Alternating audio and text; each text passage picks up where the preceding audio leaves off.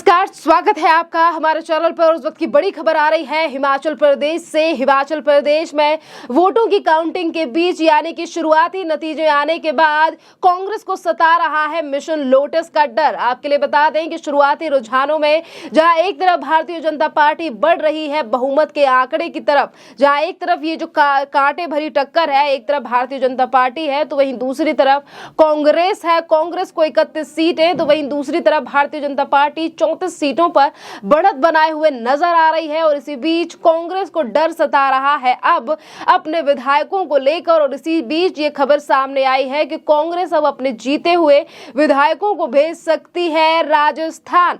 Lotus mission को लेकर इस तरीके से घबराहट जो है वो कांग्रेस की देखी जा रही है, क्योंकि अगर हम शुरुआती नतीजों की बात करें तो लगातार जो रुझान है वो हिमाचल प्रदेश से सामने आ रहे हैं। 68 सीटों में से जहां एक तरफ भारतीय जनता पार्टी 34 सीटों पर लगातार बढ़त बनाए हुए दिखाई दे रही है, तो इसी बीच कांग्रेस भी 31 सीटों पर लगातार बढ़त बनाती हुई नजर आ रही है। पर मामला ये है कि जो 4 अन्य विधायक हैं यानी कि निर्दलीय जो विधायक हैं, जो 4 जीते हैं, 4 विधायकों में से जहां 3 जो निर्दलीय विधायक हैं वो भारतीय जनता पार्टी के विधायक हैं जो कि उनसे बगावत करके निर्दलीय चुनाव लड़े थे, और इसी के साथ एक कांग्रेस से है। तो वहीं दूसरी तरफ भारतीय जनता पार्टी की तरफ से ये कहा जा रहा है कि अपने जो निर्दलीय विधायक हैं उनसे संपर्क साधने की लगातार कोशिश की जा रही है, क्योंकि एक तरफ भारतीय जनता पार्टी जो है वो लगातार बहुमत के आंकड़े की तरफ बढ़ रही है, वहीं उनके 3 जो विधायक हैं जो निर्दलीय चुनाव लड़े हैं वो भी जीत चुके हैं। और इसी के साथ अगर बात की जाए हिमाचल प्रदेश के मुख्यमंत्री जयराम ठाकुर की, तो वो भी अपने क्षेत्र से जीत चुके हैं। जी हाँ, उनकी जीत जो है वो घोषित हो चुकी है। जीत जो है वो घोषित हो चुकी है। जिस तरीके से जयराम ठाकुर जो है वो एक बड़ी और एक अच्छे मार्जिन से हिमाचल प्रदेश में जीत चुके हैं, लगातार इस तरीके से सीटों का आंकड़ा जो है वो सामने आ रहा है। और इसीलिए अब कांग्रेस को अपने विधायकों और सत्ता को लेकर लगातार जो डर है वो दिखाई दे रहा है। खैर, देखना अहम रहेगा कि 2 से 12 बजे के बीच में जब नतीजे सामने आएंगे तो किस किस सर पर हिमाचल प्रदेश का सत्ता का जो ताज है वो सजेगा। पर इससे पहले कांग्रेस को काफी ज्यादा डर सता रहा है और इसीलिए विधायकों को गुजरात भेजने की बात की जा रही है। खैर, जहां एक तरफ इन दोनों पार्टियों में कांटे की टक्कर इस बार हिमाचल प्रदेश में दिखाई दे रही है, तो इसी के साथ आम आदमी पार्टी जो सरकार बनाने को लेकर दावे कर रही थी और हिमाचल प्रदेश में आम आदमी पार्टी का खाता भी नहीं खुला है, यानी कि जमानत जब्त सी नजर आ रही है आज आम आदमी पार्टी की। और इसी के साथ भारतीय जनता पार्टी की तरफ से अपने 3 निर्दलीय विधायकों को लगातार मनाने की कोशिश की जा रही है। अगर भारतीय जनता पार्टी अपने तीनों विधायकों को मना लेती है तो इस बार फिर एक बार भारतीय जनता पार्टी जो है वो हिमाचल प्रदेश में अपनी सरकार बना सकती है, क्योंकि इतिहास अगर देखा जाए हिमाचल प्रदेश के चुनावों का तो हिमाचल में हमेशा से ही एक बार बीजेपी, दूसरी तरफ कांग्रेस, इसी तरीके से हर बार सत्ता पलट हुई है। पर इस बार जो आंकड़े हैं वो कुछ और ही रूप दिखा रहे हैं। जिस तरीके से एक बड़ा उलटफेर होता हुआ नजर आ रहा है इस बार विधानसभा चुनाव में। 2017 से लेकर अगर 2022 यानी कि इस साल के विधानसभा चुनावों की बात की जाए तो वोट परसेंटेज जो है वो भी काफी ज्यादा बढ़ता हुआ नजर आया है। एक तरफ जहां कांग्रेस का भी वोट परसेंटेज में काफी ज्यादा बढ़त मिली है, तो वहीं दूसरी तरफ भारतीय जनता पार्टी के वोट परसेंटेज में भी काफी जो बढ़त है वो नजर आई है। जनता काफी ज्यादा जागरूक होकर उन्होंने वोट किया है। और इस बार एक अगर अहम महत्वपूर्ण बिंदु पर नजर डाली जाए तो ये भी है कि इस बार हिमाचल प्रदेश का जो वोटर था वो काफी ज्यादा साइलेंट था और साइलेंट तरीके से वोट दिया गया है, यानी कि कोई रुझान या फिर जो सी वोटर सर्वे है उसमें भी आंकड़े जो है वो इसी तरीके की बातें कह रहे थे जो इस बार नजर आ रहे हैं इन शुरुआती रुझानों में। खैर, देखना अहम रहेगा कि जहां एक तरफ भारतीय जनता पार्टी लगातार जो है वो अपनी बढ़त बनाती हुई नजर आ रही है, कांग्रेस को डर सता रहा है मिशन लोटस का। क्या पता अमित शाह की क्या स्ट्रेटजी होती है, किस तरीके से अब जो चीजें हैं वो की जाएंगी भारतीय जनता पार्टी की तरफ से, और आज इन्हीं तमाम चीजों का डर जो है वो कांग्रेस के लिए लग रहा है।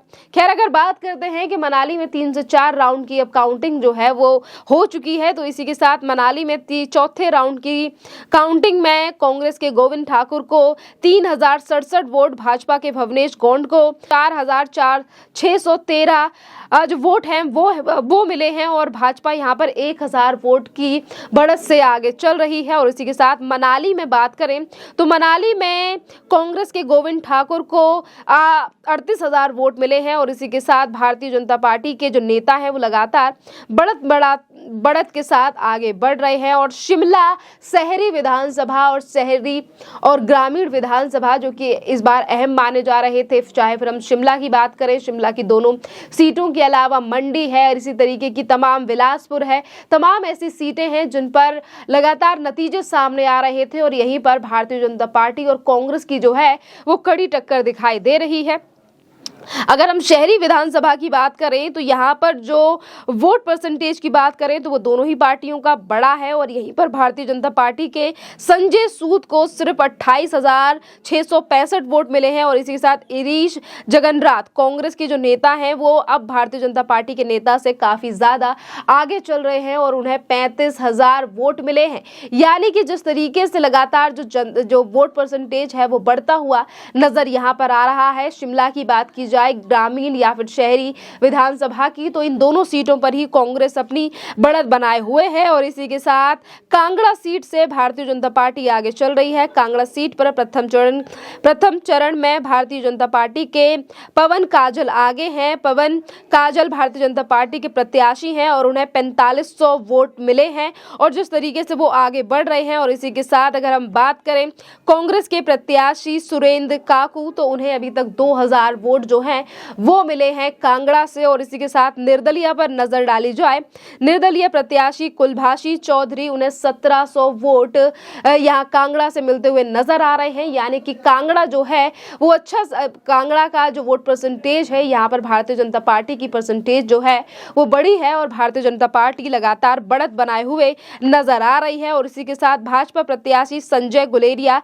जिला कांगड़ा के जवालो विधानसभा सीट पर पहले राउंड में भारतीय जनता पार्टी सवेरे से ही आगे चल रही है।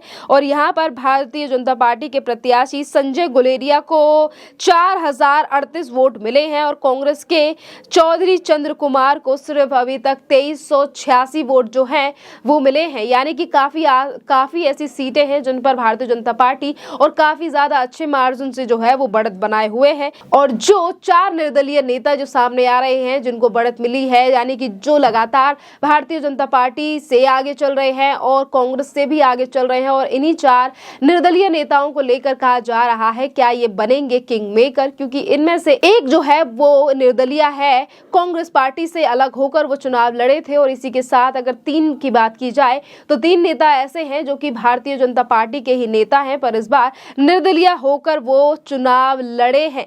यानी कि देखना अहम रहेगा कि अगर भारतीय जनता पार्टी अपने इन 3 रूठे हुए नेताओं को वापस अपनी पार्टी में लाने के लिए कशमकश करती है या जद्दोजहद की जाती है, और अगर ये वापस आ जाते हैं तो इस बार फिर से एक बार कमल जो है वो हिमाचल में खिल सकेगा। और इसी के साथ शुरुआती रुझान तो दिख ही रहे हैं, जिस तरीके से दोनों पार्टियों में कांटे की टक्कर के साथ साथ भारतीय जनता पार्टी कभी आगे दिखाई दे रही है, तो वहीं दूसरी तरफ कांग्रेस भी इसी तरीके से बढ़त बनाती हुई नजर आ रही है। खैर 1 से 2 घंटे में स्थिति साफ होने की उम्मीद है कि आखिरकार किसके सर पर सजने वाला है हिमाचल की सत्ता का ताज। खैर इस पूरे मामले पर आपकी जो भी राय हो आप हमें कमेंट करके जरूर बताइए। धन्यवाद।